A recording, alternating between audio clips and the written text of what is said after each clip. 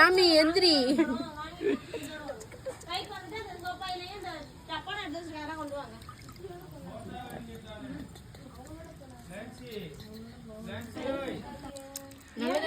செத்துருச்சுன்னா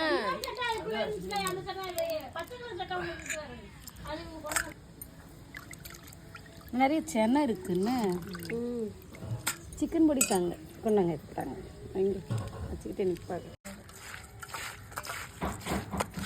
நம்ம என்ன போடுறேன்னு யாருக்கும் தெரியக்கூடாது.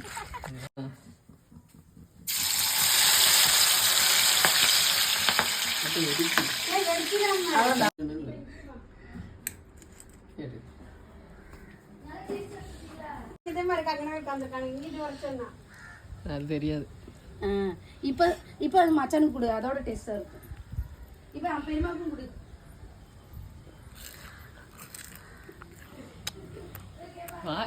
சொல்றா சூப்பரா இருக்கு गाइस, ட்ரை பண்ணி பாருங்க, செமையா இருக்கும்.